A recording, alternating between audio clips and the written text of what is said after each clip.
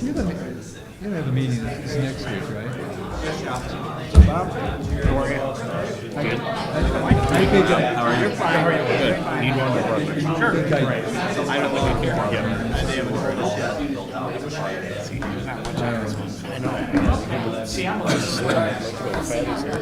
That'll be Burger. I'm watching Cubs. 740. Yeah, Colorado. How are you? Yeah, then they go to Arizona right after the Rockies. These are all. Of course, really good. I'm outside of people.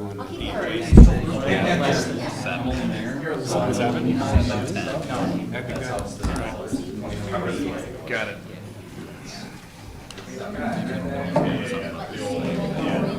We're just gonna hop on get off on the TC and then, thanks, Steve. We just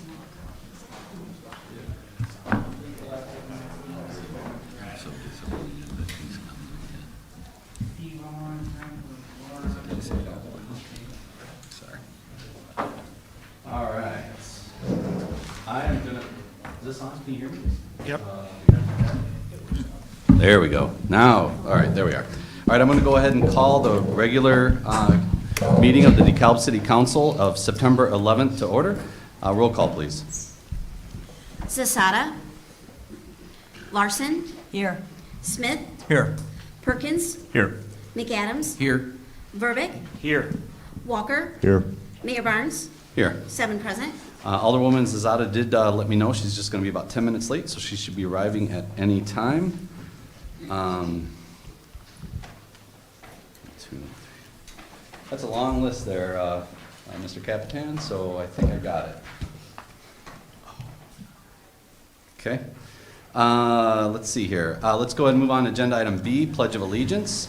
Mr. Captain I.B., if you'd lead us, that'd be great. I pledge allegiance to the flag of the United States of America and to the republic for which it stands, one nation, under God, indivisible, with liberty and justice for all. Thank you, Shadow. All right, moving on to agenda item C, approval of the agenda. I would take a motion to approve the agenda. So moved. Second. Moved by Alderman Verbic, seconded by Alderwoman Larson. Any questions or comments? Hearing none, roll call, please.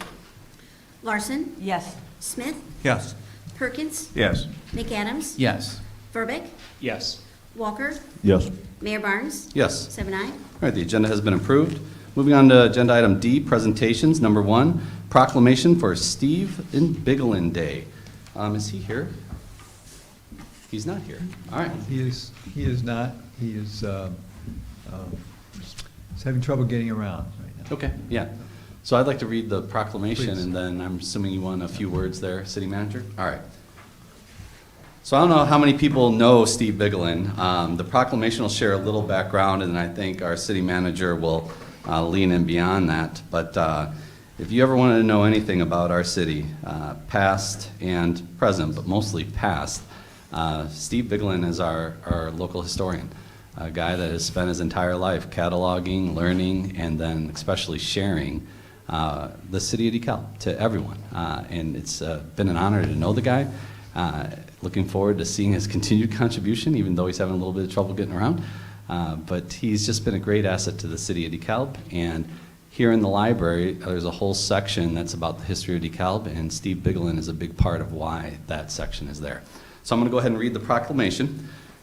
So whereas Steve J. Bigelin arrived in the city of DeKalb, Illinois in the fall of 1967 to begin his studies as a student at Northern Illinois University, and whereas he has selflessly engaged in the study of DeKalb history and its dissemination since 1972 through speaking, writing, and conducting tours of both the city of DeKalb as well as the greater DeKalb County area. And whereas he has served over the years on sesquicentennial celebrations for DeKalb County, City of DeKalb, City of Sycamore, and the centennial of his alma mater, Northern Illinois University. And whereas he was co-founder in 1978 of the City of DeKalb Landmark Commission and has spearheaded efforts to preserve local historic sites. And whereas he has held memberships, offices, and/or involvements with many of the historical groups located in DeKalb, Sycamore, and/or Greater DeKalb County. Now therefore, I, Cohen Barnes, as mayor of the City of DeKalb, Illinois, do hereby designate Friday, September 22nd, 2023, his 74th birthday as Stephen J. Bigelin Day in the City of DeKalb, Illinois. Let's give a round of applause for Mr. Bigelin. And we will make sure that this proclamation that's framed gets to him. And City Manager. Thank you. I struggled with how I could say in just a couple of paragraphs that people will take the time to read what I thought of him and what his impact has been on our county, not just our community, DeKalb.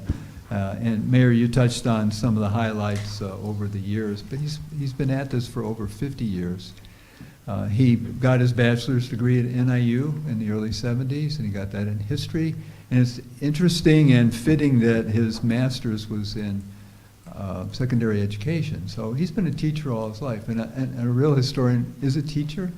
It's storytelling at its best.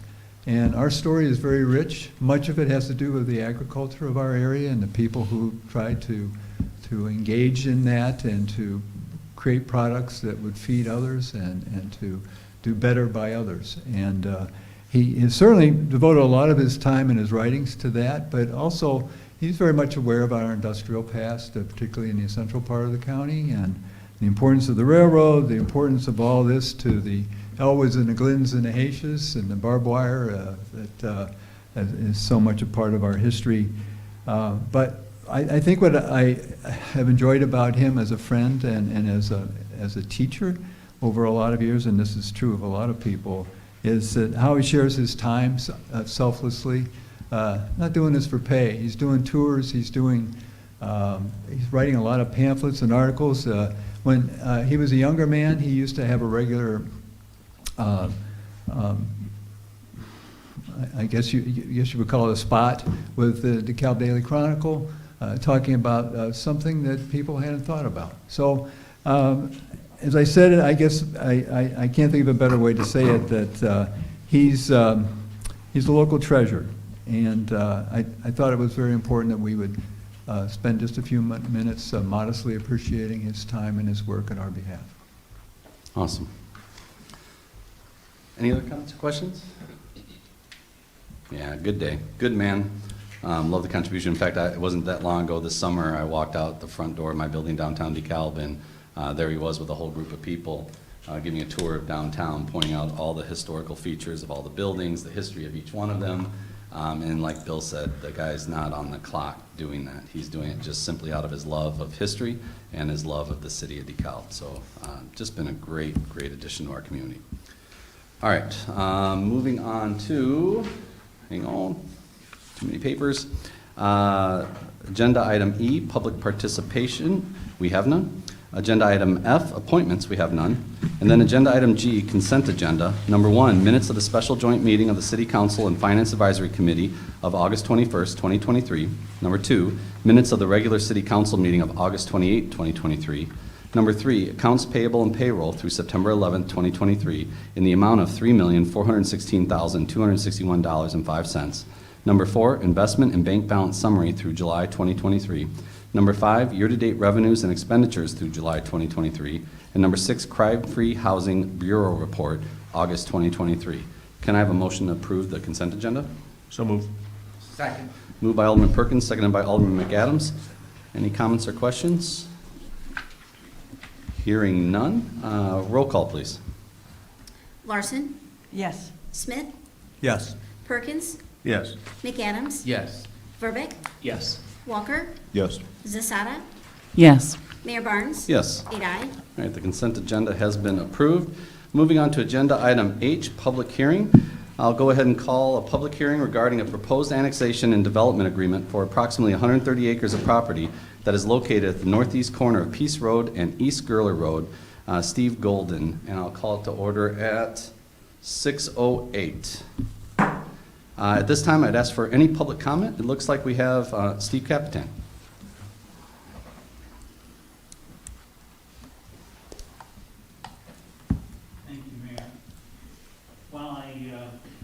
welcome continued industrial development in the city of DeKalb. My primary concern is that this development as proposed will preclude the final nail in the coffin of any potential extension of Peace Road to the south, which has implications counter to what is stated in the materials, has implications for the future development south of the industrial development that we have. Peace Road is an excellent thoroughfare that connects DeKalb and Sycamore and runs from the north side of Sycamore through to I-88. But it does not go beyond that. And this will put a nail in the coffin, as best I can tell, of any chance that it could be extended further south.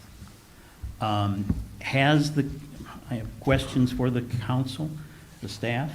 Has the city considered this? Because these are the findings that, well, it's not going to have an impact. Well, I'm raising the issue that it would. I have a concern that then, if you haven't looked at that, what's the rush to do it tonight?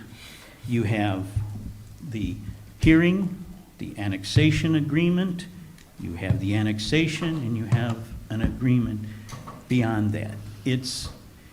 And the requester is requesting second reading tonight. All of that, and it doesn't have a tenant.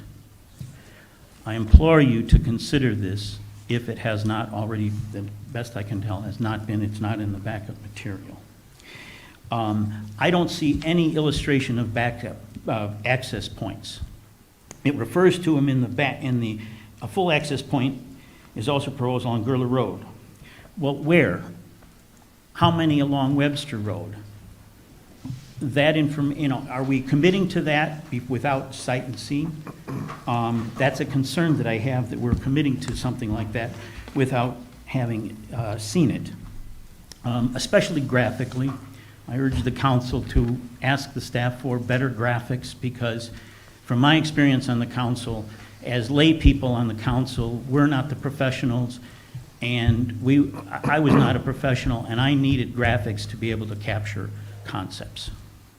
And I would expect that that would be true of the current council. I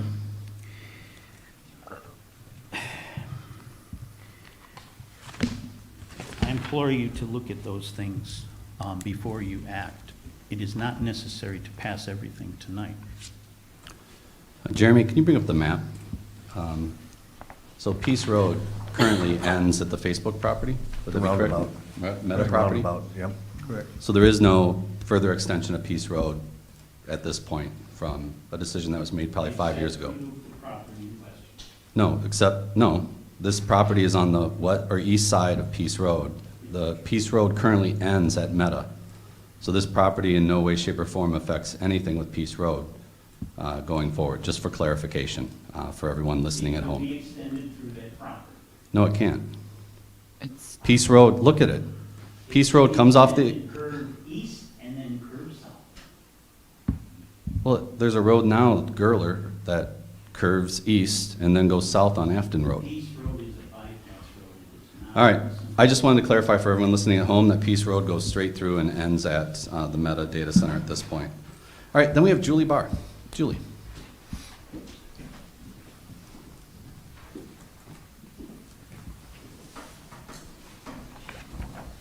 Hi, I'm Julie Barr. I'm from DeKalb. I live south of town.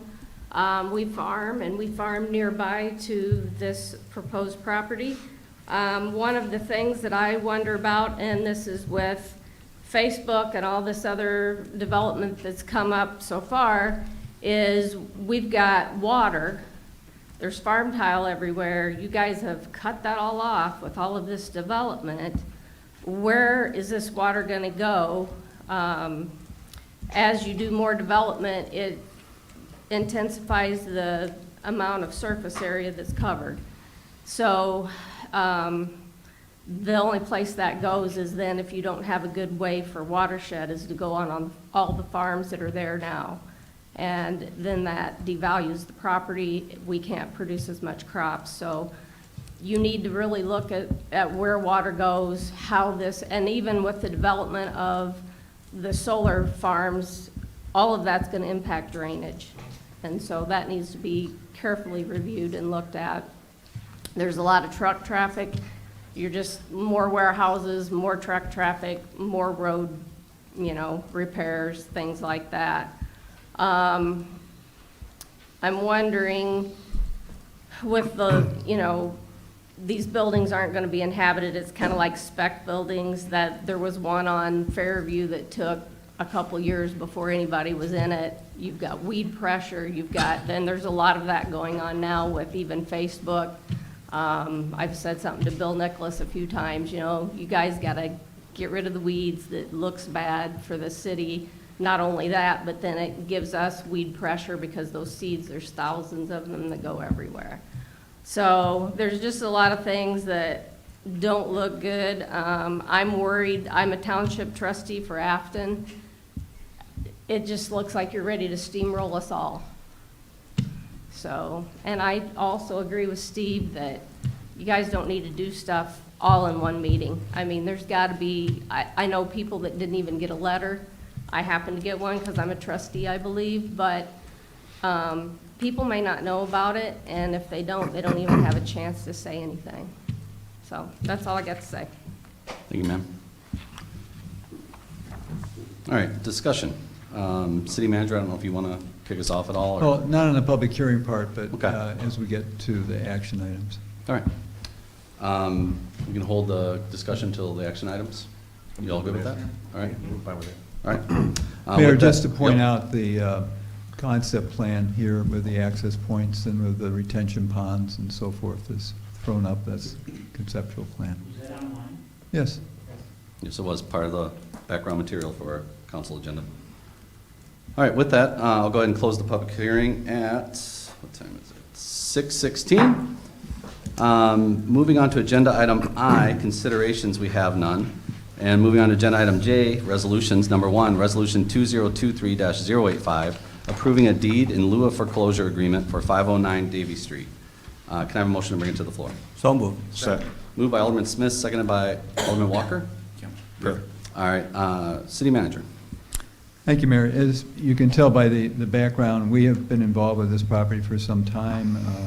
The previous owner had abandoned any maintenance role, and ultimately the property was demolished as a dangerous and unsafe property on Davie Street. There was an accumulation of fines having to deal with the inattention to the maintenance and the inattention also to the concerns of the neighbors. Property owner never responded to our notices to repair and so forth. But with the city attorney's intervention, now that the property is down, we've incurred a cost for the demolition of the dangerous structure. He has agreed to this deed in lieu of foreclosure, but in this case, basically it helps us pay off the costs that we incurred trying to seek some mitigation of the housing problems while the building was still intact. So this is the right thing to do. The city gets some money back. The neighbors are very pleased that it's down and gone, and it will provide an opportunity for somebody. Now that we have the deed, we can sell it to a family at a reasonable price and allow them to get a first start on home ownership. Council, any questions or comments on this one? Alderman Smith. Bill, the neighbors approached us about purchasing the property like they did on 11th Street, I believe. My knowledge, the director of the building department's not here tonight, but Right. To my knowledge, that's the case. Thank you. Any other comments? All right, hearing none, roll call, please. Smith, Yes. Perkins, Yes. McAdams, Yes. Verbeck, Yes. Walker, Yes. Zasada, Yes. Larson, Yes. Mayor Barnes. Yes. 8 ayes. Resolution 2023-085 passes.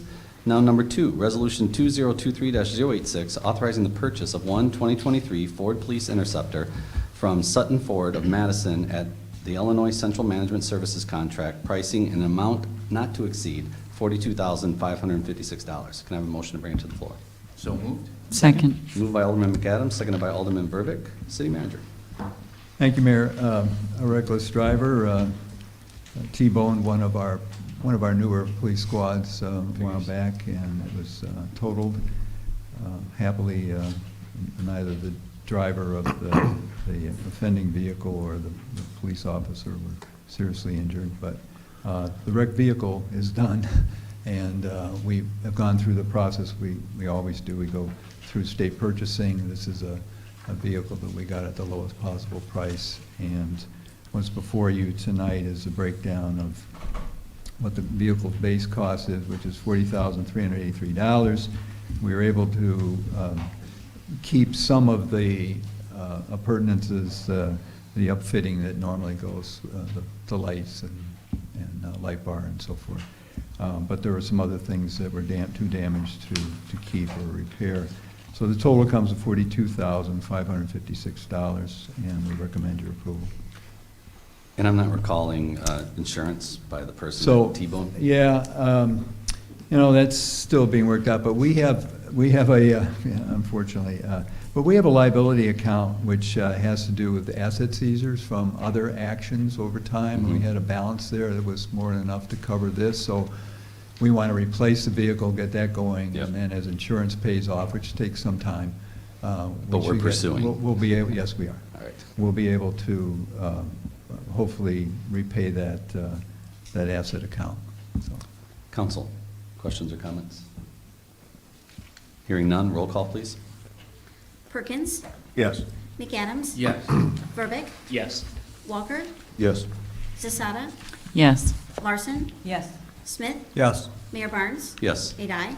Resolution 2023-086 passes. Agenda item K, ordinances, second reading, we have none. Agenda item L, ordinances, first reading. Number one, ordinance 2023-035, authorizing the issuance of not to exceed $4,265,000 general obligation bonds, Series 2023 of the City of DeKalb. Can I have a motion to bring it to the floor? So moved. Second. Moved by Alderman Verbeek, seconded by Alderman McAdams. City Manager. Thank you, Mayor. So the council, I heard a detailed report back on July 24th about the possibility and the need for a fourth fire station. We've had some considerable discussion about that in this room, and there's been a pretty good media coverage of that. On August 21st, a joint meeting of the council and the FAC talked about this. It's a major proposed fiscal initiative for the general fund in 2024. The consensus of the council and the FAC back on August 21st was to include that Station 4 proposition in our proposed budget documents. We're proceeding on that. Now, what usually happens when you're going to borrow, which is what we propose to do, and you've seen detailed spreadsheets on how that affects our debt service. The happy news is, unlike a lot of local taxing bodies, a lot of our general operating funds obligations are coming off in the next 5 to 7 years. And so it's a good time to be able to incur some of this. We'll have 3 years where we'll see actually a little increase in what the general fund has to pay for overall debt service. Then it comes off and goes down dramatically. And in those 3 years, in the pinch there, if you will, the GEMT fund will help to pay for that extra amount, which comes about $400,000. Now, most taxing bodies will levy for this debt service. We don't levy for our general fund debt service in order to keep taxes down. So we'll be paying that out of the GEMT fund for a few years, and then we'll incur that back into the general fund, which will have then lots of breathing room because of the other debt coming off.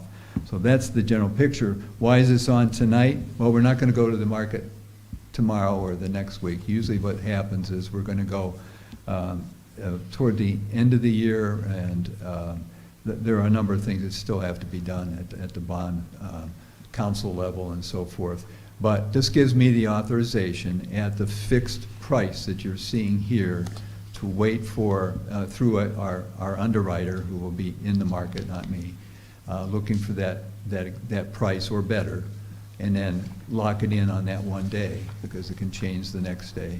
And then we get the document signed and proceed. So What's important for you to see at this point is what the annual ceiling will be, which is the $425,000. It's a little bit less than that. And this is a 15-year general obligation bond for $4.265 million. Council, questions, comments? We've talked about this quite a bit, but.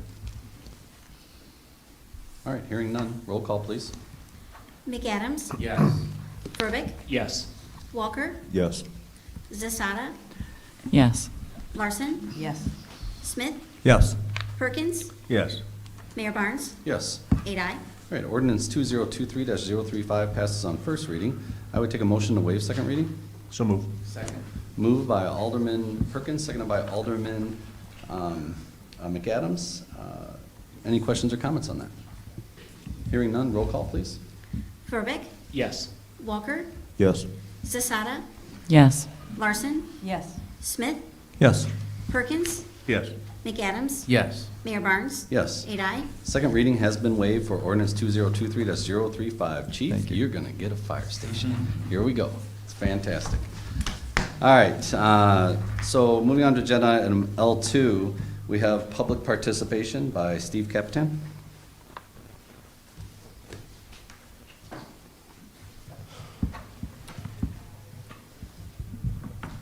I'd like to know what section that diagram was in, because I couldn't find it in the backup material on any of the three options that are in the online. I also could not find Exhibit A. Exhibit A says concept plan prepared by RWG Engineering, dated 7/14/23. Where's that? I haven't seen that. Dan, do we have these loaded? We can put them up. Yeah, if you click on the link for the agenda item of the public hearing, all the maps and everything is clearly displayed Yeah, online. okay, well- I'm getting it on my phone right now. Yeah, okay. I mean, literally, it's there. The summary, just so you know, maybe that's part of the what needs clarification. So This why is the it not- summary. Why was it not following? No, I've got a lot more material here that I printed out than the summary here. I Okay. went into those backups and I did not see it. Here is Exhibit A, the next page. Mr. Capitan, the- 5 of 6, and that's Exhibit B. It's Where is literally ex- pages, but keep going. You have your public comment, Okay. but it's literally pages available online. 11, actually. Perhaps it could be organized a little better so that one would be able to see it, but I scrolled down and did not see it. It's that click on here for additional information. Oh, no, that's what I was in. That's how I Perfect, got okay. this. Exhibit A is not on the, All right. on the summary. Okay. Exhibit A is in the backup material. That's what I'm talking about. You got it. We'll work on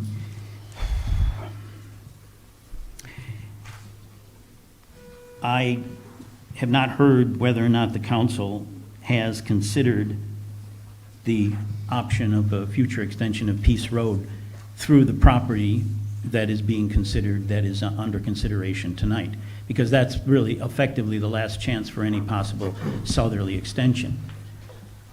Because as the mayor pointed out correctly, it ends at Facebook. that. In a cul-de-sac, or a roundabout. Right, right. So the only other option for a future extension of Peace Road would be to curve it to go east of Facebook. Or turn left at the roundabout. Yeah, well, it precludes the extension of Peace Road in its function from north to south, south to north. Okay. Peace Road was designed as a bypass with limited access points. That's why Chicago West, or I'm not sure of the names of it now, but the Park 88 originally, I don't know if that's still the name, It is. has a limited access point onto Peace Road for that very reason, because it was an agreement with the county that there would be limited access points. Then the first preclusion was when Gurler Road was developed with multiple access points. That precluded Gurler Road as being a extension of the bypass from 23 to Gurler to Peace and north, because now that has buku access points and is not effective as a bypass. So, you know, these are the things that I would hope that the council would consider, especially when you do not have a tenant lined up for this. Thank you, Mr. Captain. So agenda item L2, ordinance 2023-036, authorizing an annexation and development agreement with Steve Golden for the property located at northeast corner of Peace Road and East Gerler Road. Can I have a motion to bring it to the floor? So move. Second. Moved by Alderman Walker, seconded by Alderwoman Larson. City Manager. Thank you, Mayor. And I have the questions in mind, so I'll try to weave some information into the presentation. So there was some lengthy presentation that was presented as part of the agenda, at the earliest part of the agenda for the hearing. And I'm not going to read all of that, but what we're talking about here is the annexation of just a little bit over 134 acres of property at the northeast corner of Peace and East Gerler Road. That's contiguous to the DeKalb corporate limits from two angles, from the west and from the south. The proposed concept plan here, and it's just a concept plan, it could be in the end one big building or two buildings, but just showing that there is some considerable area that can be built on this particular parcel and abide by the city's setback requirements. In fact, a maximum of about 1.6 million square feet. That's about the size of the Ferrara Distribution Center for frame of reference. The particular uses are many, but just to put them in some lump sums, manufacturing, packaging, distribution, warehousing, and so forth. It's the intent of the petitioner to annex the property, to get it rezoned, get utilities extended to it so it can be better marketed and accommodate a potential end user. It'll be a much more valuable property as it is connected to public utilities, particularly water and sewer. So this particular action item has to do with the annexation and development agreement, which is appended in detail. I'd be happy to answer any questions you may have about that. One thing that I think we should know, and Mr. Capitan was citing this as something we should be alarmed about, frankly, and I know Julie Barr will appreciate this. From the beginning, Peace Road was never going to be extended south of where it is.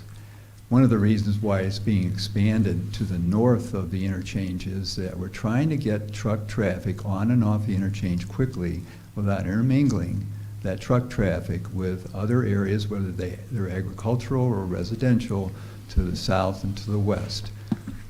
There are limitations in terms of gravity and extending sewer a long way to the south, so to extend a very expensive 4-lane section of a Peace Road to the south, much more than about the mile length, which is Afton Road, doesn't make any sense.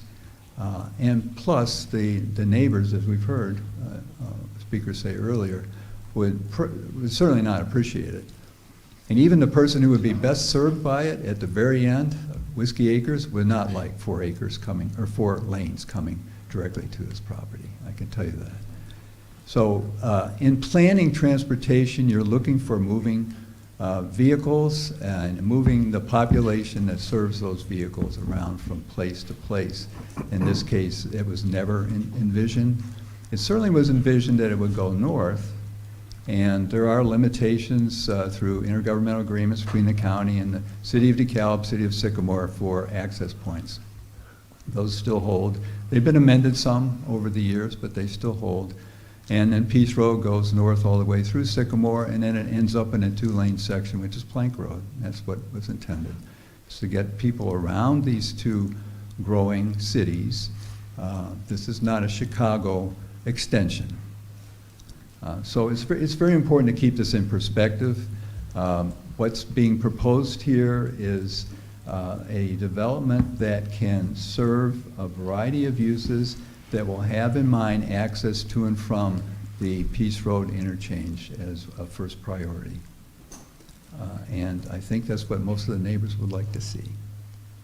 So This has been through the Planning and Zoning Commission. We are bringing it to you tonight. This is the annexation and development agreement. Following this is the annexation action, and then following that is the rezoning, and I'll talk about both of those as we get to them. I should mention that in our audience tonight is Steve Golden, representing the family, and Bob Gudmundson, who is also here, in case you have any questions. Council, who'd like to kick it off, if any? Yes, Alderman Perkins. So I'm not sure, there's a lot of things that are lined up here, a lot of actions, but I guess a couple key points. This is gonna, whatever this is going to be, it's gonna be consistent with the other properties that are in the area. Correct. Number one. And number two, there's nothing in the hopper right now that's pending.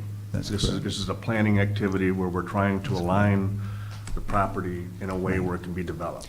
For instance, it would not make sense to put a small neighborhood retail strip center there. Right. Or to try to build single-family homes there. It's not consistent with the building that's going on there. It wouldn't be consistent now or in the future, considering the industrial zoning that's been already established.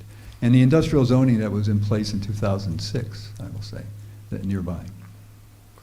So from my perspective, I support this. I have heard people here, though, and I wouldn't mind just approving it on first reading tonight to give folks the opportunity to express their thoughts on it going forward. So just my thoughts. I don't know that we need to shoehorn it all in tonight, particularly since there's nothing in the hopper for it. You know, I'd like to just let the process play out. So.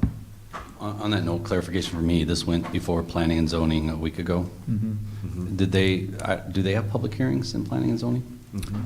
So we had a public hearing a week ago as Notices well on go this. out to neighbors, and people are invited to come, Yeah. and others. There's obviously stories in the media and so Yep, forth. okay. Alderwoman Zada.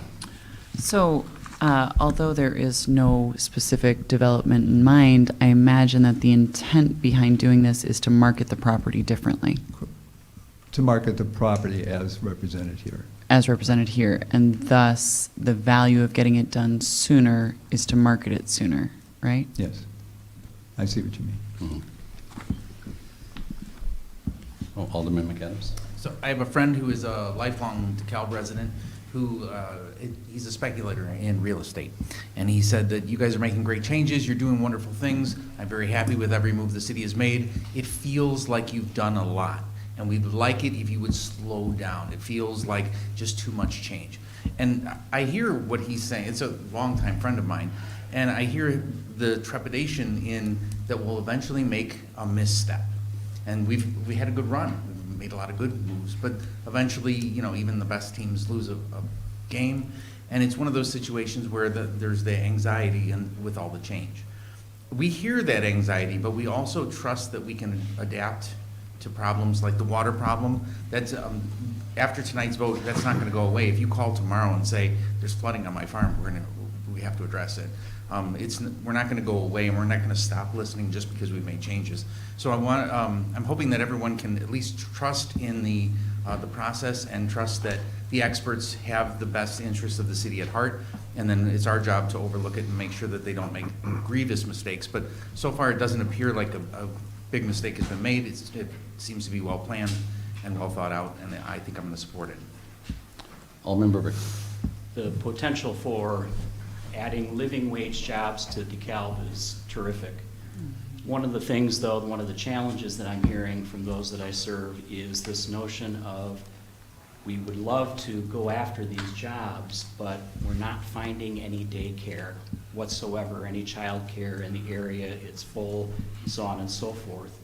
Could something be worked out with a partnership of these companies, whoever would move in addition to whoever's in the area already, from a standpoint of child care that's nearby? What could be provided? Again, I am not at all familiar with the supply and demand of child care. I'm just repeating what I've heard. So, but any interest in maybe one of the companies does have some type of program. I'm not sure. I'm just putting it out there that that's been one of the barriers for those that we are serving.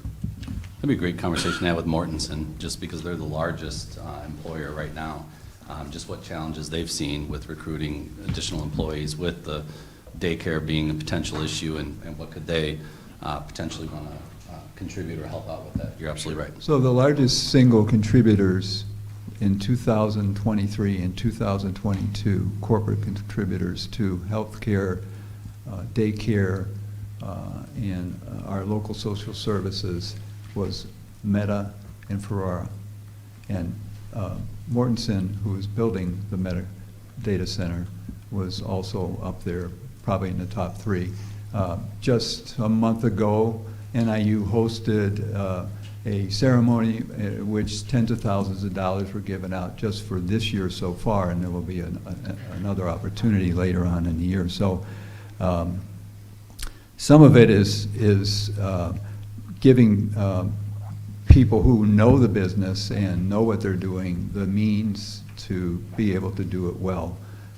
These companies didn't make their names by doing daycare, but they know when they can see talented people who are doing that and dedicated people. So that's been their approach, and we applaud that. There are a lot of companies many years past that came to town and didn't do that. But these companies have a social consciousness. We were happy for that. I'll just say another thing. So planning is ooey gooey, and a lot of places do planning, and some do it okay, and some do it well, and some don't do it well at all. I think what you're seeing is a realization of some pretty good planning here that was done long before I came back in the early 2000s. And there's been a development company, particularly Krasinski Construction, which has taken that to heart and has not been greedy and not been quick to trying to find something to fill a spot.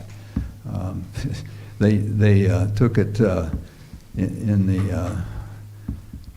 in the ribs for a dozen or so years, and survived and waited and said no to a lot of things that they could have done, and then they embraced the 2 biggest things that have happened to our town in a long time.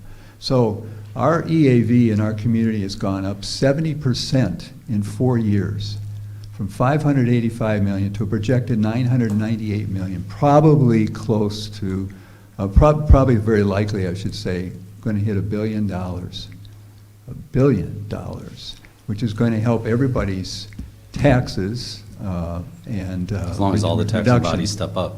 Absolutely, and the mayor is providing leadership in that regard, and we've been trying to do that for a number of years, too. So that's one ingredient that they bring. Now, that's not all. We want to attract manufacturing as well as distribution and warehousing, and we're on the hunt.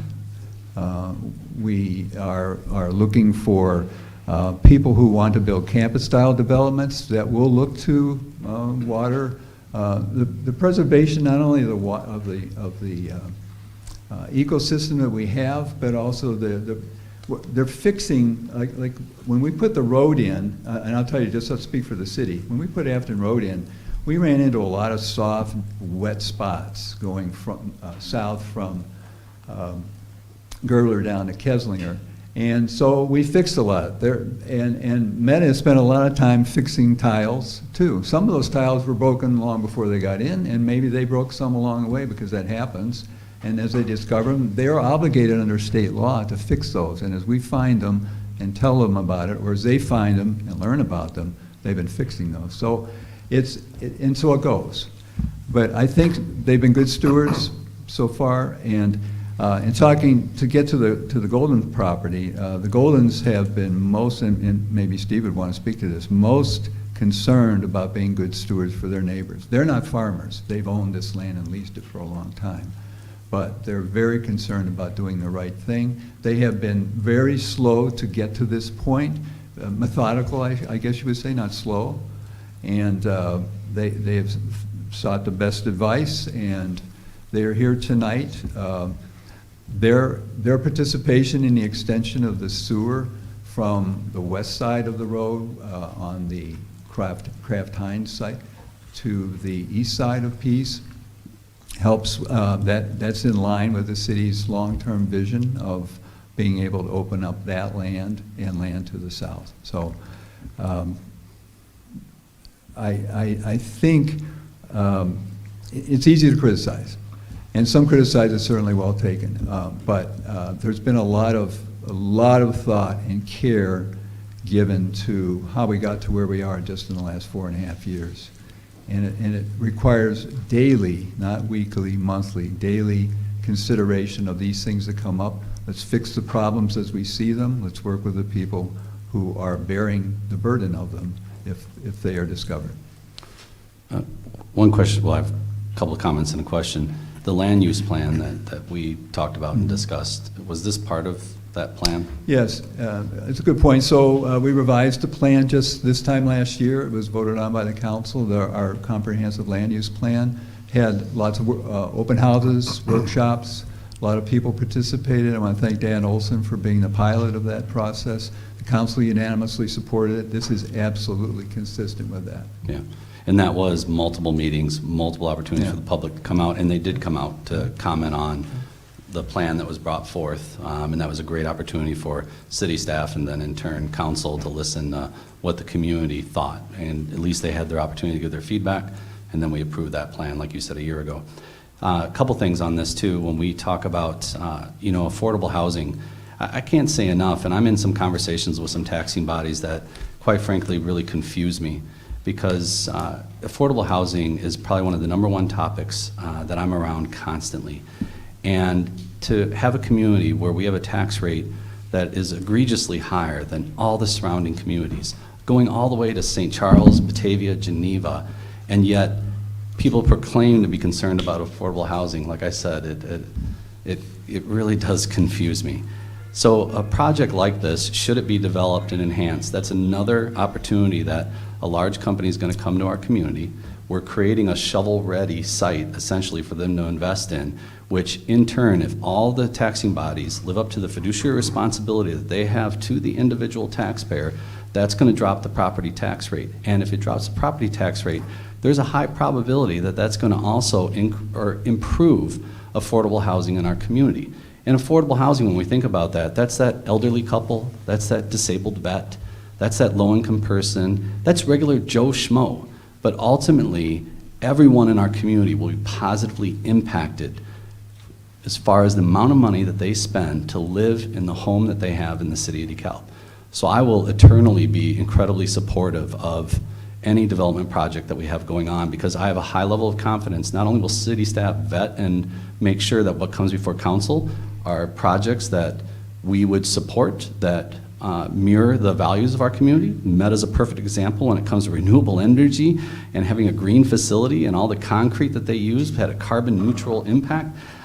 What we've been attracting has just been absolutely phenomenal for so many constituents and the beliefs that they have. But the affordable housing component is a real important piece to me.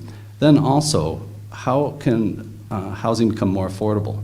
Well, it's not just a living wage job, but higher than that. And when we look at, there's probably at this point with Kraft Heinz coming online, there could be 1,500 union construction workers out there that are building all of these facilities.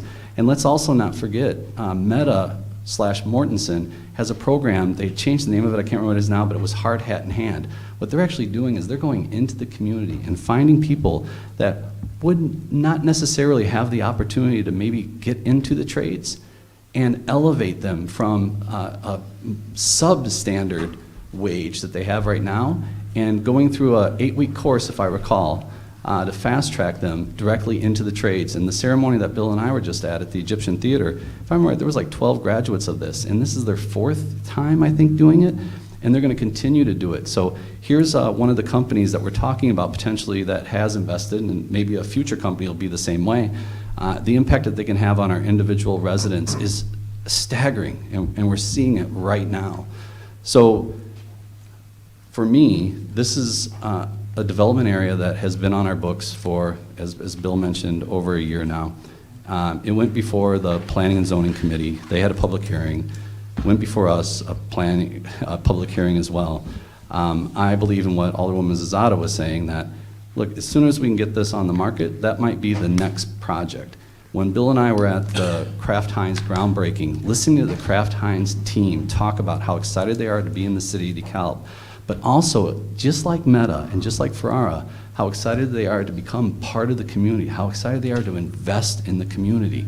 We are seeing tens of thousands, if not hundreds of thousands of dollars being invested in the city of DeKalb by the industry that we're bringing out in the south side of DeKalb. So for me, I do not want to let my foot off the gas on this. For me, we have a proven track record of incredible worldwide companies coming to our community, making a positive impact, not only with what they produce, the buildings that they create, but also the jobs that they employ. For me, we are riding this wave right now, and I want to continue doing it, and I do not want to get in the way of progress that is going to impact the lives of the residents of our community, especially when it comes to affordable housing. So that's my soapbox. I would open it up if anyone had any other questions. Otherwise, I'd call roll. Alderman Smith?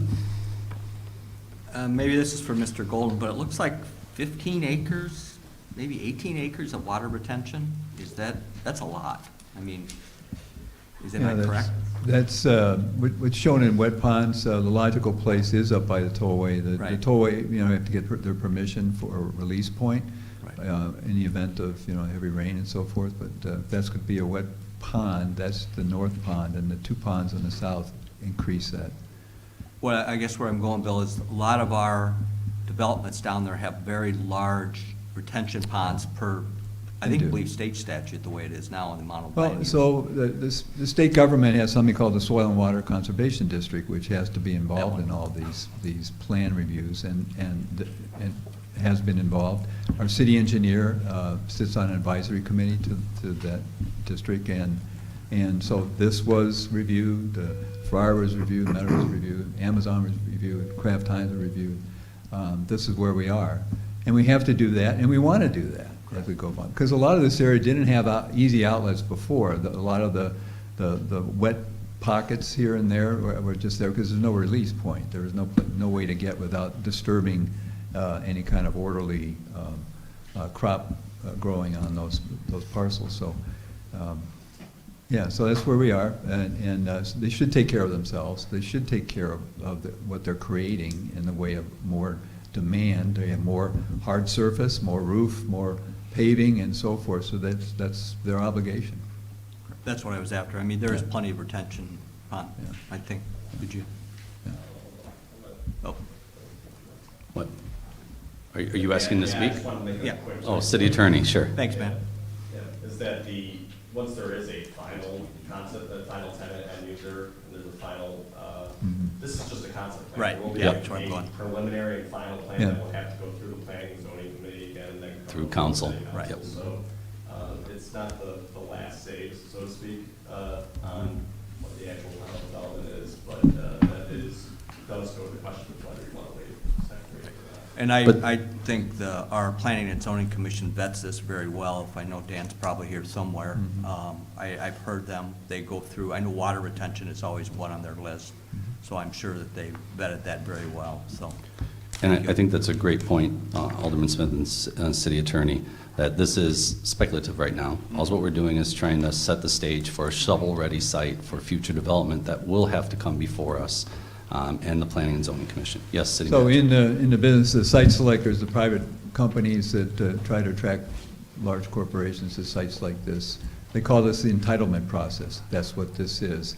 The more detailed working out of the specifics, practically speaking, of how water is stored and released, of how traffic internally is routed, and how the impacts it has on, in this case, Gurler Road or Peace Road, the traffic studies and so forth. All of that comes with the final development plan and preliminary plan, which comes back to the council. And you could say, well, we like the concept, but we don't think you hit it with this final, we're going to send it back to staff. Now, we haven't done that because a lot of people work on that and massage it and get it ready and bring it back to you, but that's your prerogative. That's why. Any other comments or questions? Oh, Alderwoman Larson. I just want to say to the Golden family, thank you for trying to be part of our community. We want to be welcoming and business friendly. And I look at getting it annexed and going through the two readings tonight to me, it's like when you go to sell a house, where you touch up the paint, you fix the curb appeal, so they say, because there's lots of places, there's lots of bare earth around that companies can choose to build in. And we want to make DeKalb, well, that's really the best place, because we think it is. So I really appreciate that you are trying to take the next step, and I would be 100% supportive. And Well it said. doesn't come to the fact I grew up in Glenview, so. Any other comments or questions? Hearing none, roll call, please. Walker, Yes. Zasada, Yes. Larson, Yes. Smith, Yes. Perkins, Yes. McAdams. Yes. Verbic, Yes. Mayor Barnes. Yes. 8 aye. Ordinance 2023-036 passes on first reading. I will ask for a motion to waive second reading, though. Motion to waive second reading and approve? Se- Second reading, waiving a second reading for ordinance 2023-036 was motioned by Alderman Verbic and seconded by Alderman Walker. Comments, questions, City Council? Okay. Hearing none, roll call, please. Zasada, Yes. Larson, Yes. Smith, Yes. Perkins, No. McAdams, Yes. Verbic, Yes. Walker, Yes. Mayor Barnes. Yes. 7 aye. All right, ordinance 2023-036, second reading has been waived. Moving on to agenda item 3, ordinance 2023-037, approving the annexation of certain property located at the northeast corner of Peace Road and Gurler Road to the City of DeKalb, Stephen Golden. We do have a public comment from Steve Capitan.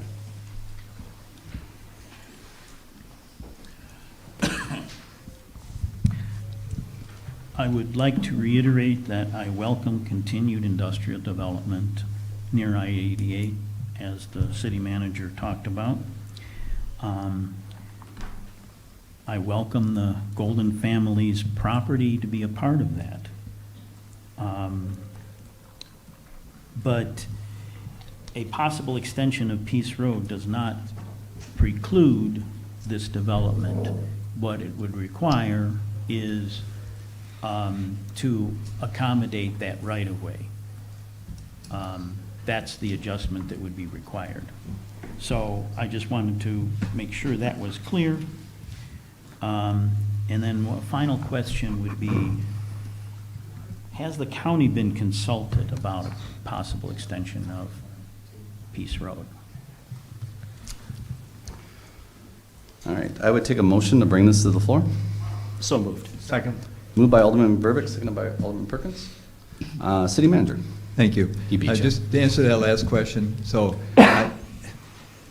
not everybody is familiar with the process, and it's showing tonight because the county is one of the key members of the enterprise zone, which is what votes the incentive packages for all of this development, and it has enthusiastically supported this and other projects from the beginning, from the for our project back in 2019, was one of the first signatories to that intergovernmental agreement, and the enterprise zone has been the key player, which is in case you don't know what that is, it's a state package that can be slightly different from county to county, but in our county there's certain dedicated land which can be identified as being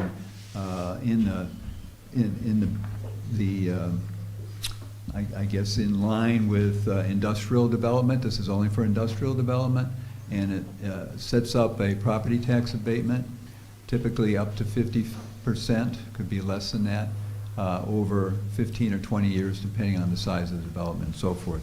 And the county's a member of that. City of Sycamore is, City of DeKalb is, DeKalb Township is, Cortland is, Genoa is. There are, I think, 13 participating taxing bodies in the county that have designated land areas that can be used for industrial development and would fall under this as an incentive possibility. So all of that, that's not in your background. When we bring back a project, that will be important. We'll talk about that some more, and we'll see where they fall, what the size of the project is, and so forth. But it's important to know that this is a collaborative effort. This isn't just the city of DeKalb trying to force something. This is something that the county is rooting us on for. Industrial development generally is not like commercial development where there are big winners and big losers. You get the grocery store, you don't get the grocery store. You get the car dealer, you don't get the car dealer. That makes a big difference to the people who are the also-rans. But in industrial development, usually the industrial company knows exactly what it wants, and some places just don't fit.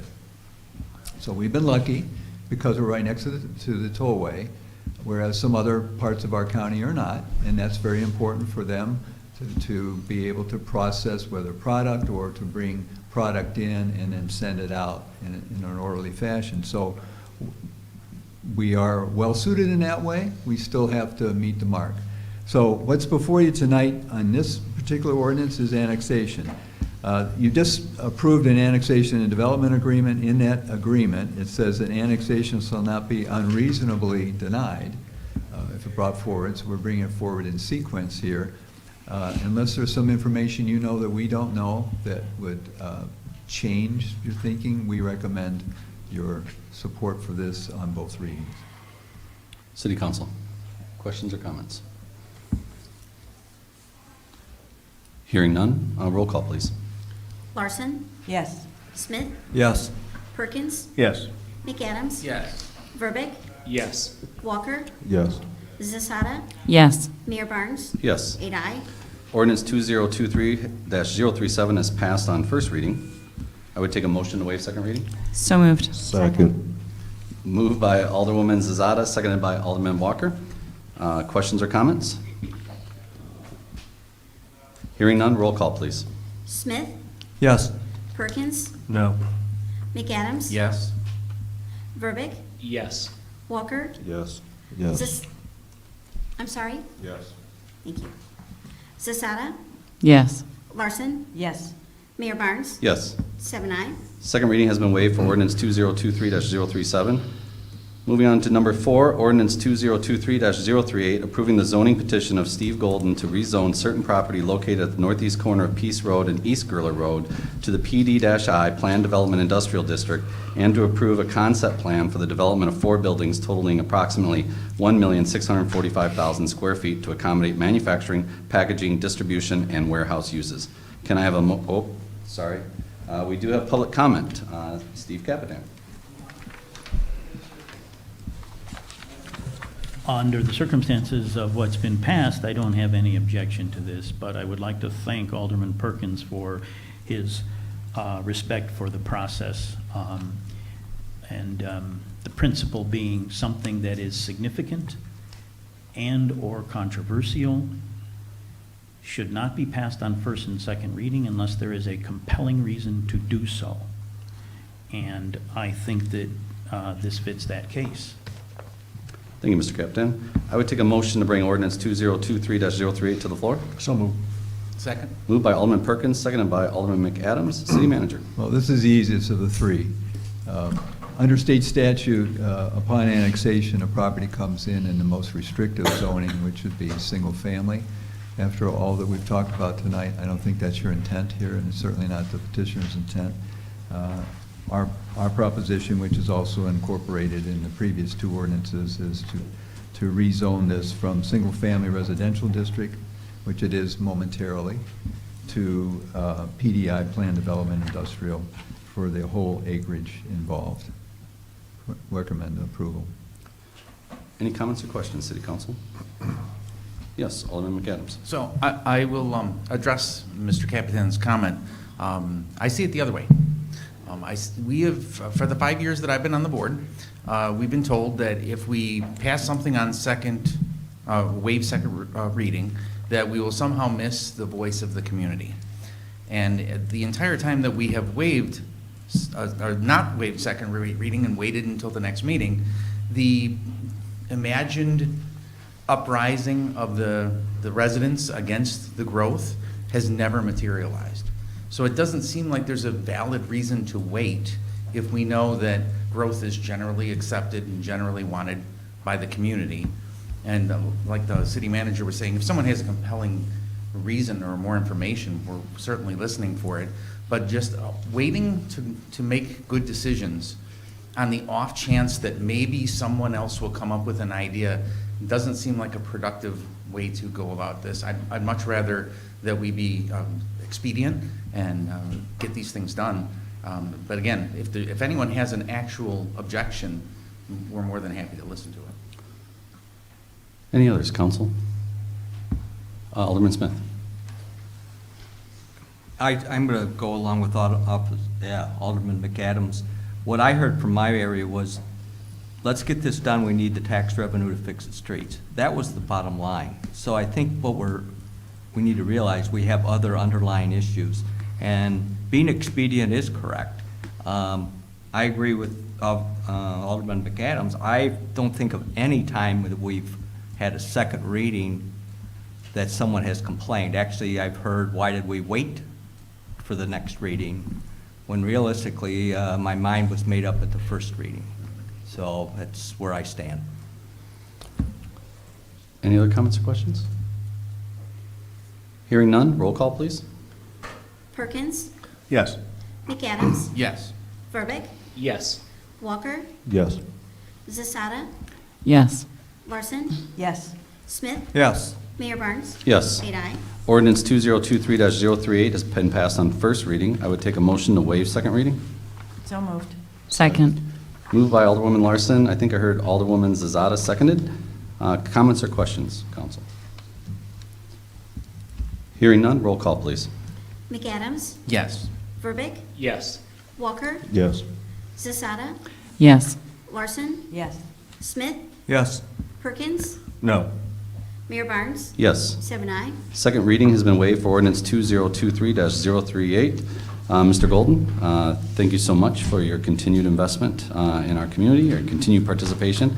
We wish you the best of luck. I hope you bring in another worldwide company to come to our community, and we'll be here to help facilitate that process and make it as expeditious as possible, while also having good discussion around what's best for our community. But I echo Alderwoman Larson's comments on we really appreciate you taking your time, doing this right, bringing it before council, and we're going to be here as a partner for you in your project. So thank you very much.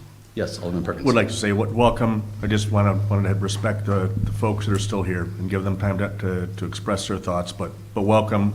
Thank you for investing in DeKalb. Appreciate it. All right. And don't feel like you have to stay. You can leave at this point if you'd like to. We aren't offended at all. All right. Moving on to agenda item 5, ordinance 2. Actually, hey, how about a round of applause? We usually do that. Sorry.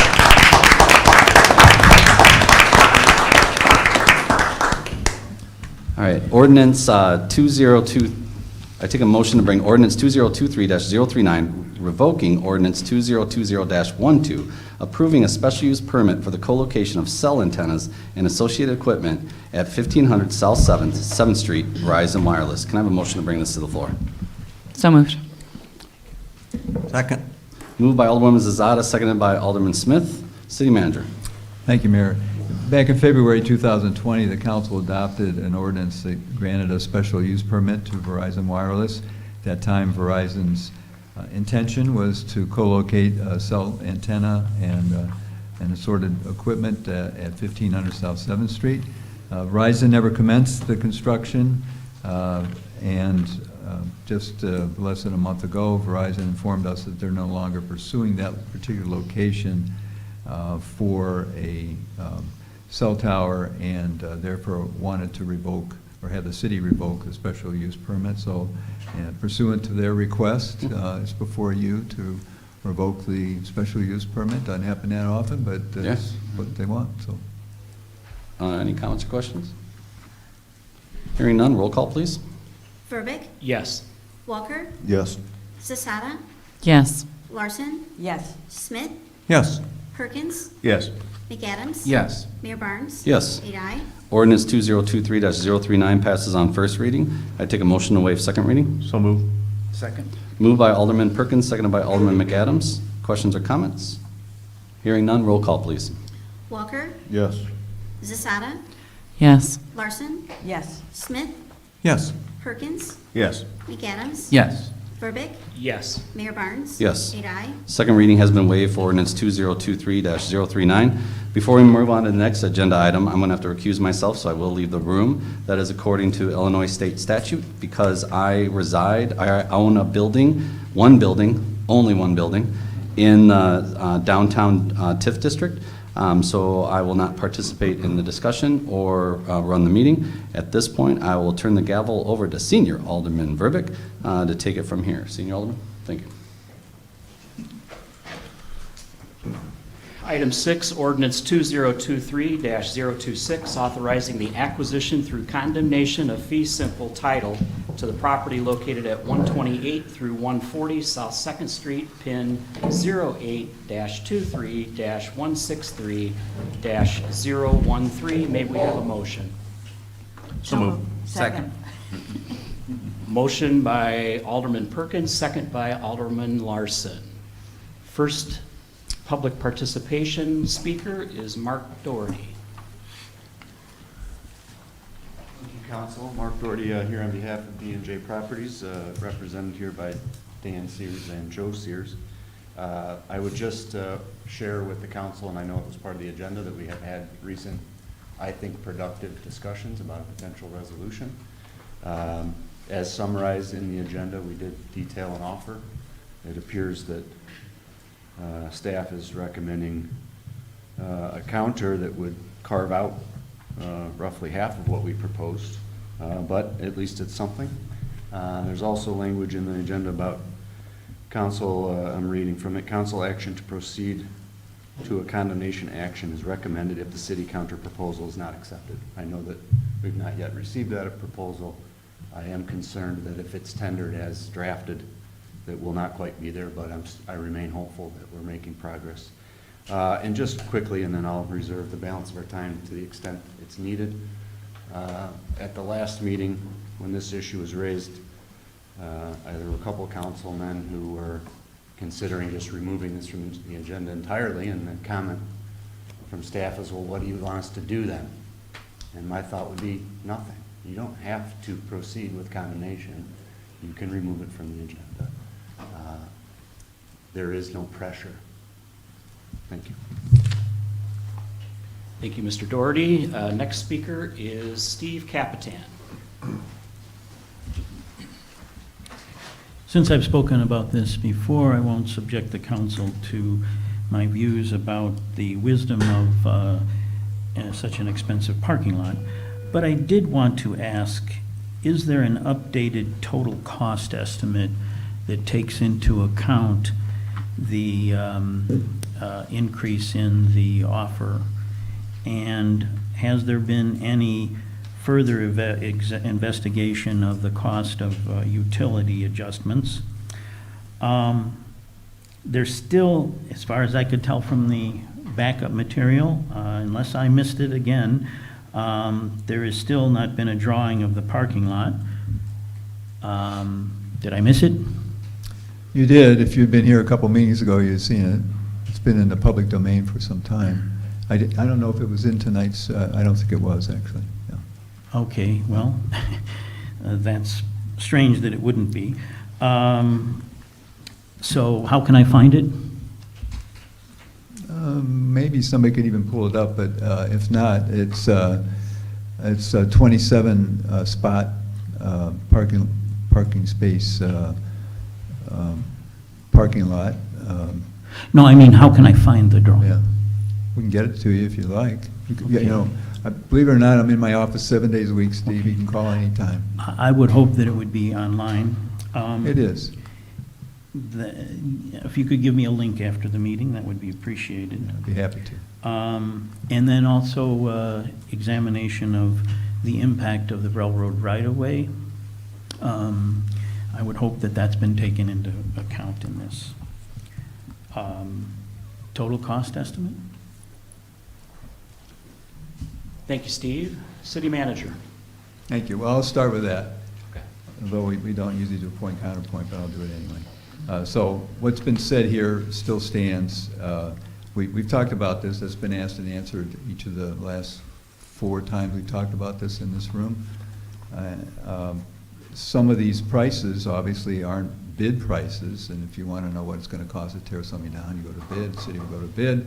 We don't go to bid to tear down a building we don't own.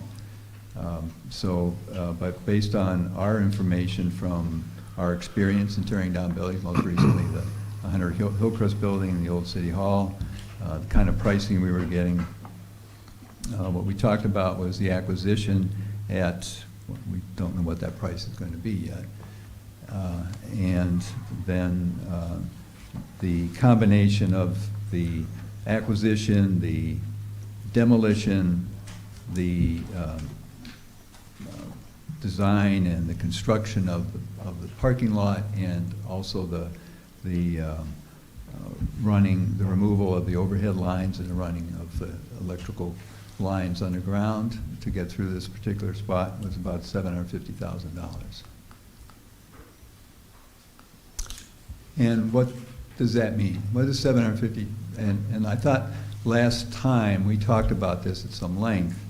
So we've got 27 spaces, and in one night from 5 o'clock to midnight, say, cars parked in each of those 27, and there was no turnover. So let's be real conservative, all right? And that happens, and the people who are in those cars spent about $100 downtown. Combined. Maybe there was 4 in a car, 3 in a car, 2 in a car, 1 in a car. Dinner, show, hanging around the bar, whatever. Take that times just 5 days in a week, and we came up with more or less $700,000 plus. Now that isn't tax money, that's real money in the pockets of downtown businesses. Okay? And those are 27 parkers that aren't going to be downtown because they're just going to go around and go home or go somewhere else. Because people don't like to park on the south side of the tracks. Let's face it. We have trains coming through every 15 minutes, and if you park down there, you're going to wait a while.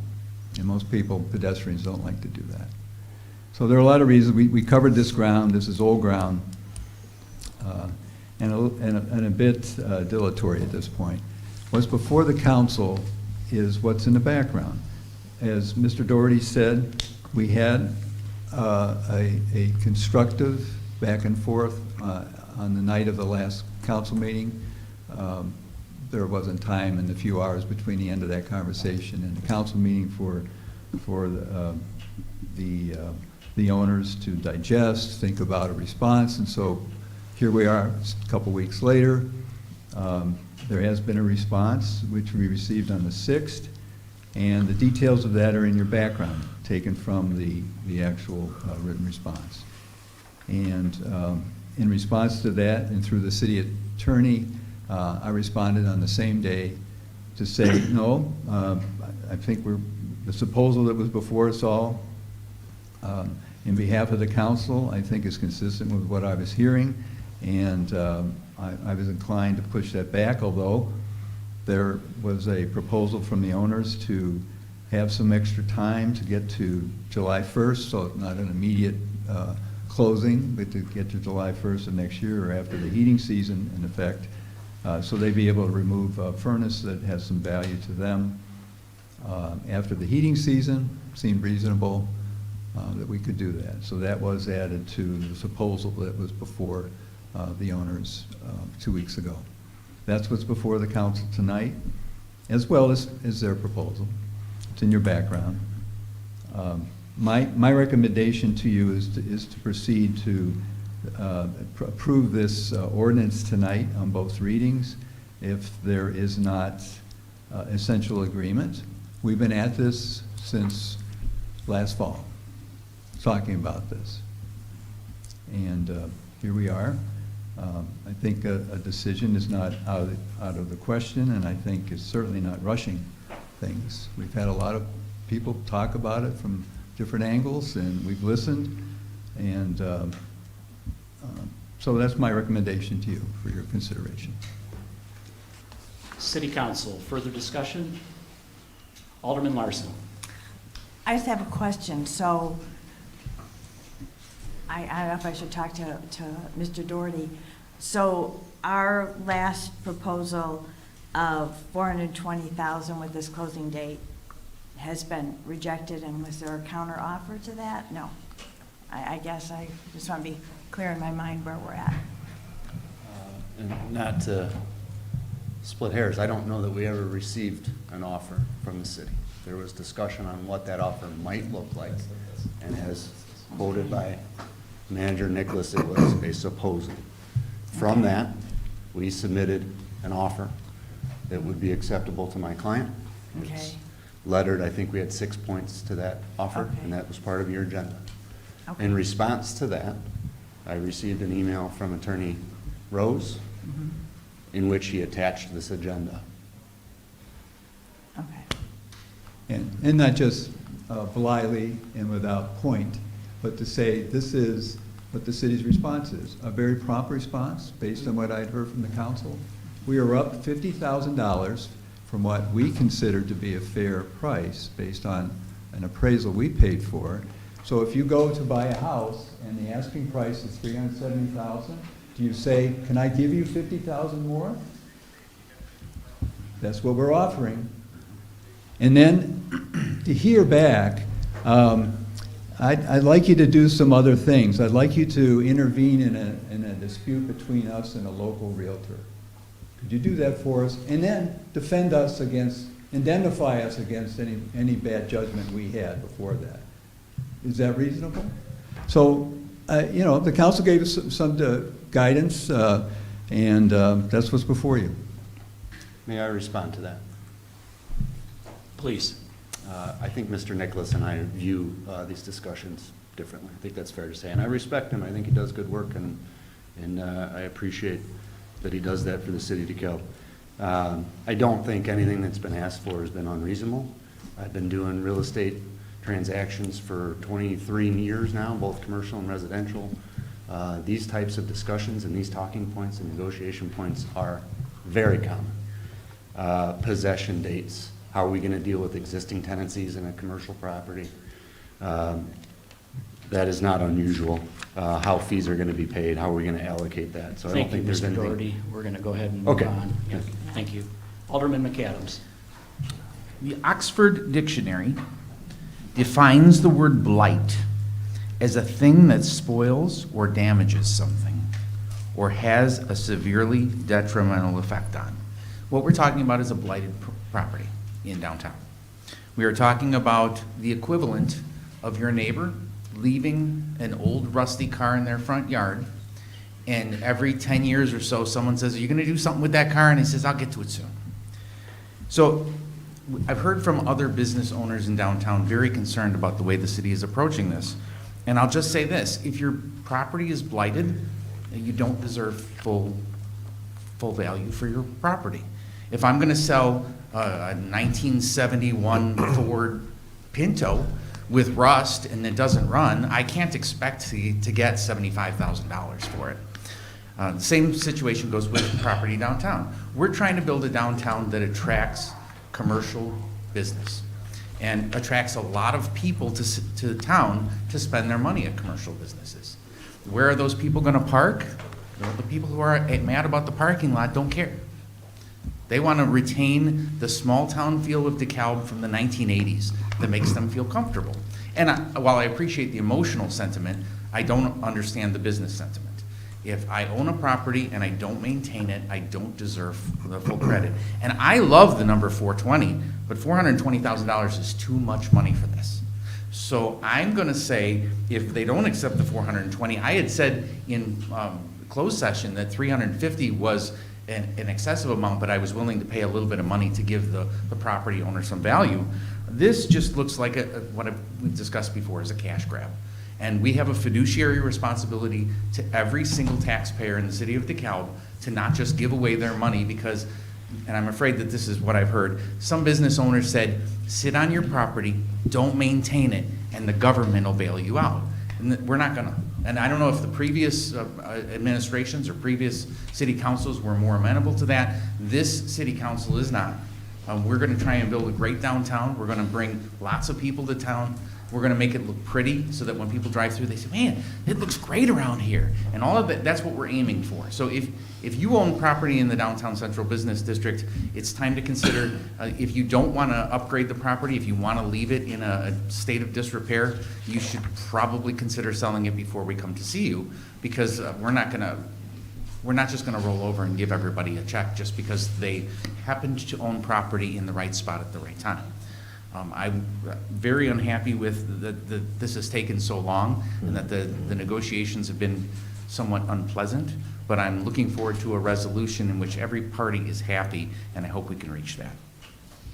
Any further discussion among city council? Hearing Alderman Walker. Yeah, I'm kind of getting sick and tired of talking about this myself. Everybody's going to throw their own opinions out, and it makes sense to some of you and won't make sense to half of you. But to say that you go to an area to eat and you look at the parking first, I've never ever in my life heard of that. When I go out to eat, I'm looking at the menu and what I'm about to eat. So that one is roughly, kind of out my mind. But then again, I do understand, we live in a downtown area where you're trying to build up.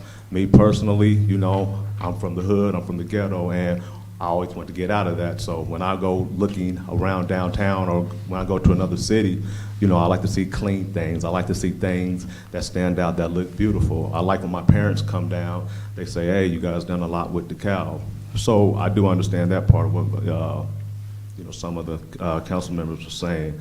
But the thing is, it's like we're going to have to really quit playing around with this because there's so many other important things in DeKalb I would like to talk about, except a so-called blighted building, and if we're getting too much money for it or not. It's just getting to the point where we just have to figure this out because I'm tired of talking about this. And I don't know how everybody else feels about it, but like I said, there are so many other important things that we could be putting our energy to and talking about a building, if it's worth $550, $420. It's just not something I'm want to do or prepare to do for my first year of being an alderman. So I think at some point we're going to have to get the egos out the window and we're going to really sit down and talk real numbers, and because at the end of the day, I just think that we're playing a game with both sides, and I'm just sick and tired of it. So let's figure this out.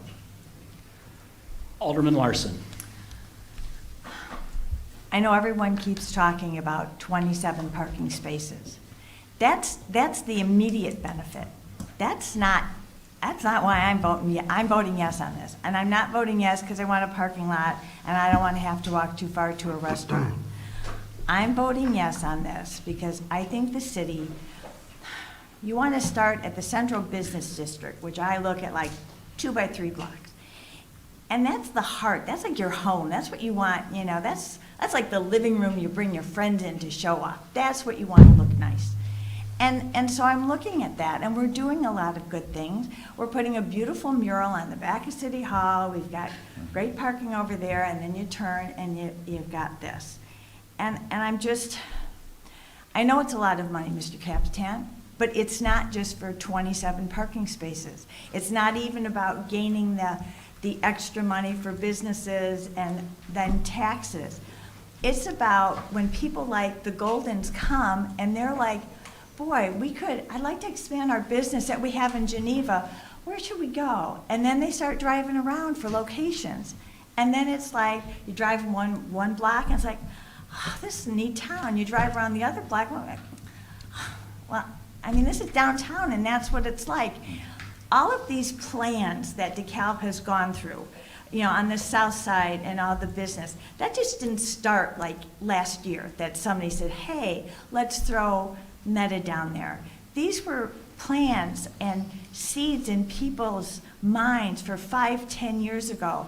We were at the fire department today for the 22nd anniversary of 9/11. It was also the 22nd anniversary when Park 88 opened up to a big show for not Jerry Krasinski, but his dad, that they were going to show off this new development. Well, they sat on that, lost 2 business partners because nobody was investing money. Our country was at turmoil. So, and yet he's still here. That's how long some of these dreams take to come to fruition.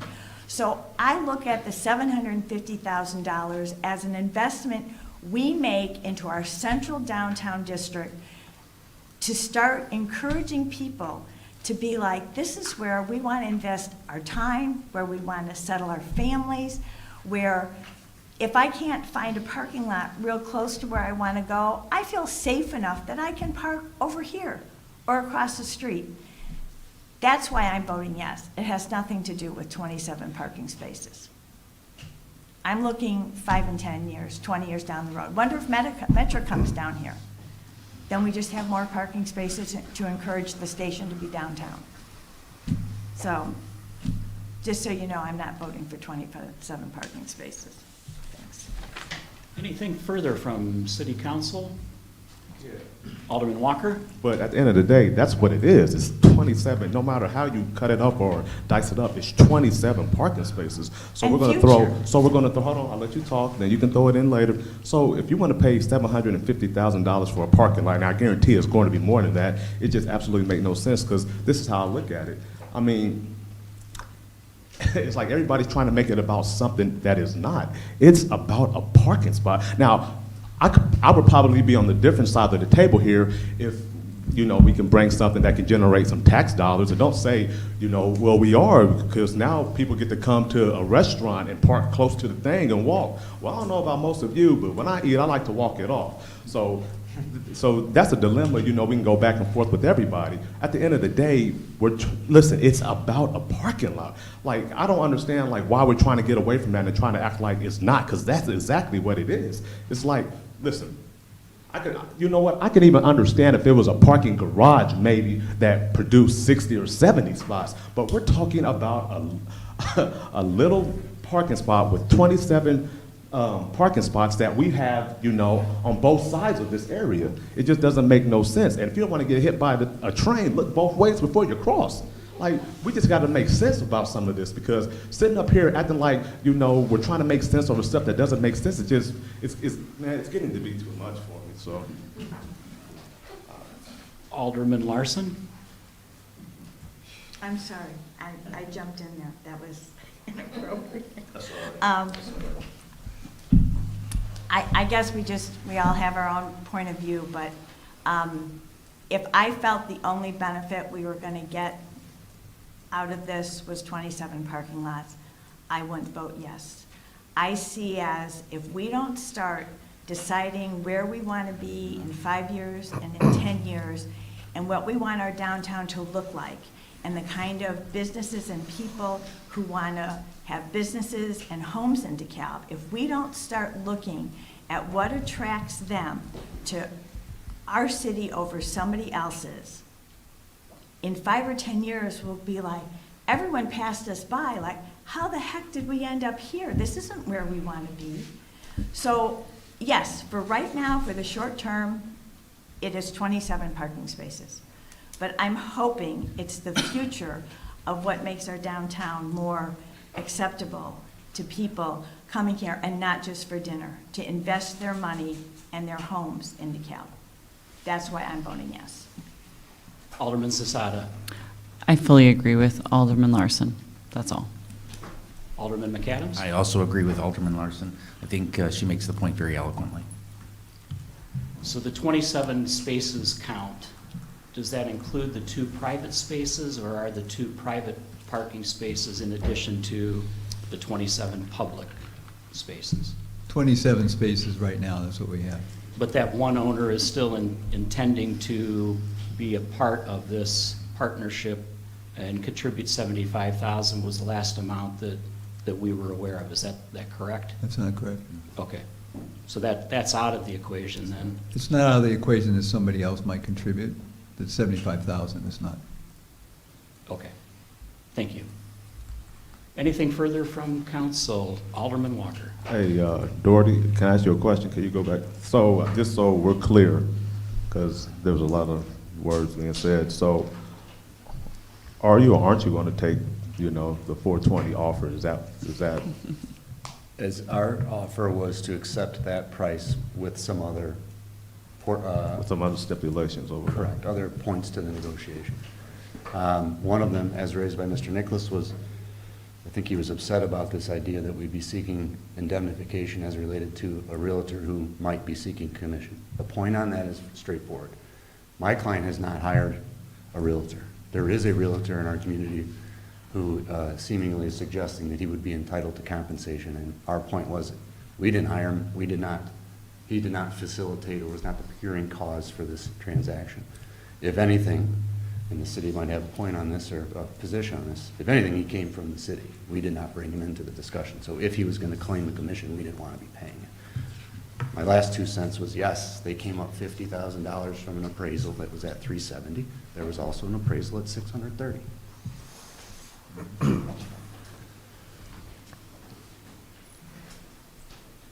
Anything further from City Council? Alderman Zasada. Who is the property listed by? Carry on. Okay, thank you. Can I give another comment? If you could fill out a form, that would be great. Yes, you may. Please complete a form and step up to the lectern.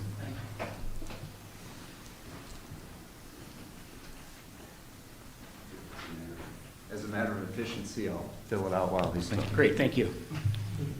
I guess I shouldn't be surprised that we're talking about eminent domain proceeding when, in our last meeting, Sir, could you please state your name? I'm Dan Sears. Okay, thank you.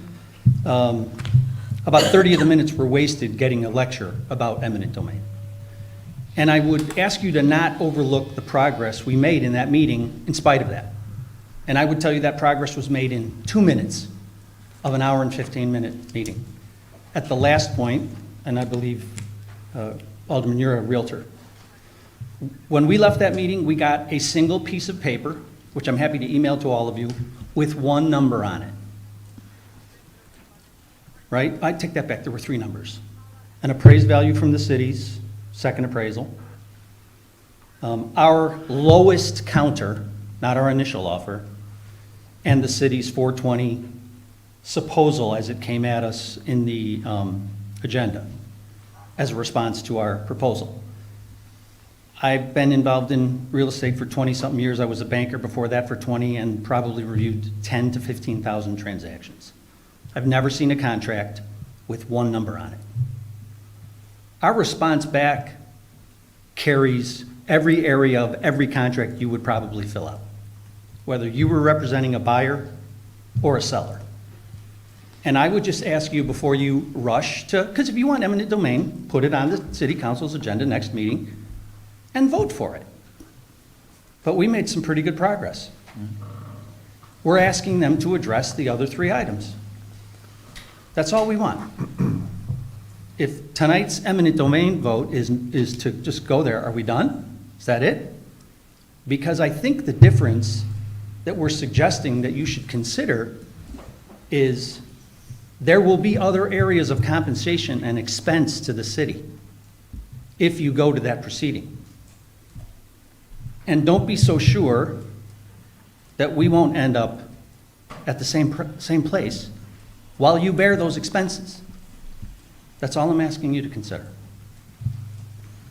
Alderman McAdams? I'd be okay with the judge telling us to do it. If a judge thinks it's a valid amount, then that's great. And so all you'd have to do is meet the standards of evidence in court, prove that the property's worth what you say it's worth. I got a letter from a lady who works at a bank who says it's worth $1 billion or something, and I was like, that's great, that's an opinion, but I don't see any evidence of that. I see a building that's been in serious disrepair for a while, and it will detract from what we're trying to do. So it's not about eminent domain, it's about the fair price for you, given that the building is not in good shape. And so I wouldn't vote for 420, I'd vote for less than 420, but if you accept 420, I'll accept that because it's part of the And remember, negotiations. we have never said, if you buy the building, what you should do with it. Right. That's never been our cause. All I'm suggesting tonight is that you consider, vote for it, vote against it. That's certainly your call. But there are other areas of this process that are going to carry expense. Oh, we know, yeah. We're all very familiar with all the legal processes. I spent a considerable amount of time in court this year because one resident decided that I didn't have the appropriate binding for my signatures pages. And so we all spent an inordinate amount of time and expense dealing with that, but it was a dispute. And when you have an area of dispute, sometimes you have to spend the money to get adjudication. Alderman Perkins.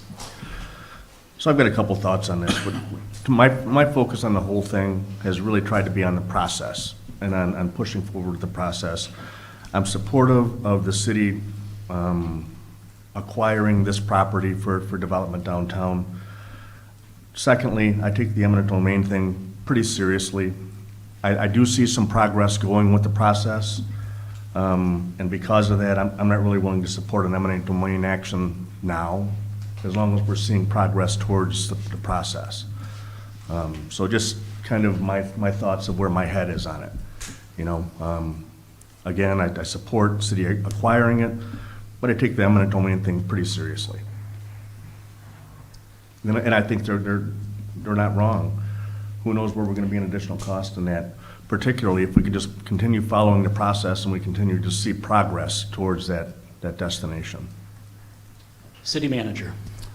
I think we're here at this point tonight, and we were able to make some progress at the meeting that we had on the 28th, and you'll recall that by the way, it's not a contract, it was just a proposal put across the table as just something to think about, which I did, and it's basically in the middle.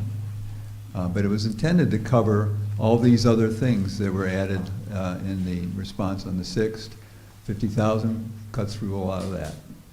And you had a fair appraisal done, and in the eyes of a very, very astute appraiser, I thought that was a fair appraisal, so a fair price. So 50,000 covered a lot of sins. That's what it was. And in addition to that, now we're paying extra if we were to accept the response of the Sears and Mr. Doherty. So I, from the staff standpoint, I hope you don't accept that. I think, but for the threat of eminent domain, we wouldn't be here. We'd be going nowhere. We were going nowhere for 5 months, and finally this was put out there. And by the way, it's very important to note, I hope you will vote for this ordinance, but that doesn't mean we can't talk tomorrow, and the next day, and the next day. And if there is enough interest on the part of the current owner, we'll get there. But we're not going to be able to settle this here. Right. We haven't shown that we have. So I think I need your direction for what the city should be doing now, and then I'm happy to follow your direction. And to be clear, I'm supportive of you Yeah. and your action and the path that you've taken on this bill. I really am. Anything further from City Council? Hearing none, Ruth, please call the roll. Zasada.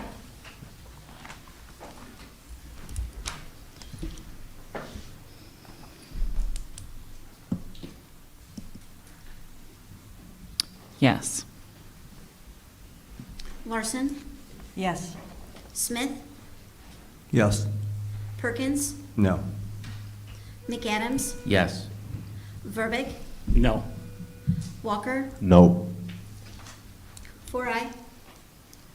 Motion passes. Is council interested in waiving a second reading and approving this evening? May I have a motion?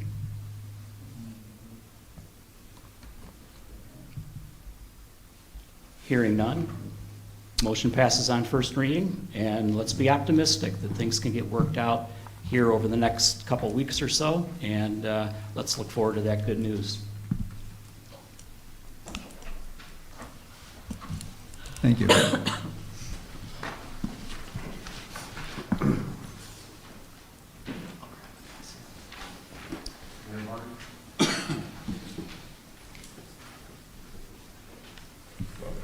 No, he's coming.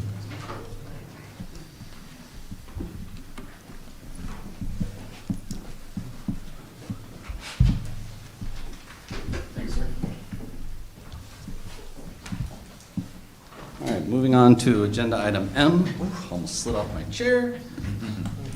Reports and communications. Council member reports. Who'd like to kick us off? Alderwoman Zazada.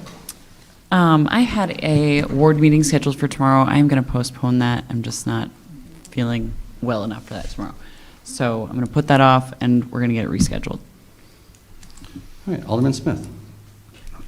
I think you did too, Bill, and Mayor, you got a nice email from, forwarded to us from Jerry and Carol Czar. Really, and I will send that out to council if you didn't, came from President LaTourette. I think is he still around? He's not around here, North Carolina, No. correct? Yeah, North John's Carolina. at. And really, it's about how charming DeKalb is becoming or has been. So it's really positive spin coming from two people that I hold in the utmost respect. So that's it. Alderman McAdams. So oftentimes when we're online and we're reading the comments section of social media posts, we find a lot of hostility and negativity, and some of it's toxic. I wanted to share with everybody a post that wasn't toxic and that was quite charming. In what's happening in DeKalb, Illinois, there was a post saying my father's 92 years old, and he's been talking about his grandparents that live next door, and his grandma made limpa bread. We'd like to make this for him. The two homes they lived in were at the corner of Franklin and 10th. The home with the red line was a Sears kit home built by my grandfather, John and Violet Sheffer. My great-grandparents were Sven and Sigrid Olsen from Stockholm to Kansas to DeKalb and had the corner house. Does anyone have a recipe? One of the comments was, "Hi, Jerry. Oh, my goodness. One of my friends shared this post with me. My husband and I live in the Sears catalog house your grandfather built. We would love to connect with you and learn more. To our knowledge, we are the third owners of this beautiful kit house. We've always wanted to find out who originally built it and the story about the original owners." And below that is a recipe for the limpa bread. And so I just want to say, this is who we are. This is DeKalb. DeKalb, it's a community of people who reach out to each other, people who share each other's history, and it's just one of those positive things that I thought everybody needed to see. Thank you. Alderman Walker. It's good stuff. Yeah, I want to give a special thanks to Zach Gill. Zach, he's one of the hardest working men in the city. People say Nicholas is, but I think Zach might be it. He's done a lot for the 7th Ward, and I'm definitely, proud, that I can work with him. So just want to point that out. Alderman Verbeek. Opportunity DeKalb presents Uptown Sounds tomorrow night at Village Commons from 6:30 to 8:30 p.m. Please stop out and enjoy some live music, free of charge. Alderman Perkins. No report. Alderwoman Larson. Just two quick ones. I had the honor this morning to be at Firehouse 1 for the Patriot Day Memorial. That was always so moving and always so fresh at the same time. And then also, very personally, on Saturday, I was in an airplane 30,000 feet above Tennessee when I get a text from my daughter with a picture of them in their house with all of the firemen from Station House 3 with a small stove fire, which was they put out. But then they're like, "Did you hear that? Gas leak." And when the firemen arrived, they all had and they're like, "Oh, we've never seen it go all red every room we went in." So as a mother and helpless, the minute I saw the fire department there, I was like, taken care of, it'll be handled well. And it was, and they went the extra step, telling you how you clean up after you've discharged a fire extinguisher. They were just unbelievably professional and just very helpful too. So thank you. It's awesome. I'll be brief. I was at the 9/11 ceremony as well. Just fantastic. It's just cool to see a bunch of people just take a moment, remember those that charged up those stairs selflessly. It's getting to be more and more in the past, but it's cool that, Chief, you guys do that and you take a moment to remember all those, and I can't imagine what it's like being a part of that brotherhood. Also, I did mention it was called Advancing Careers in Trades. That was the graduation ceremony that I attended and spoke at for Mortensen. I remember an older couple that was there. One of their, it was child or grandchild. I'm going to go with grandchild. They're probably going to kill me if they're watching. But they were just talking about how impactful this opportunity was for their, say, relative, and just how much they appreciated everything that's going on in the city, how much they appreciated Mortensen, and again, just how much they appreciated the opportunity that was given them, and how it'll be generational for that family, for this person now to have an opportunity to be in the trades, earn a great wage, and ultimately have a great life, raise a family, and get their own slice of the American dream. So I continue to praise Mortensen and Meta for having a program like that. Outside of that, it was a busy couple weeks, but I'll spare you the details. City Manager, how about you? No report. All right, with that, agenda item N, executive session, we have none, which leads us to agenda item O, adjournment. I would take a motion to adjourn. So moved. Second. Moved by Alderwoman Larson, seconded by Alderman Smith, I think it was. All in favor, say aye. Aye. Nays, same sign. We are adjourned.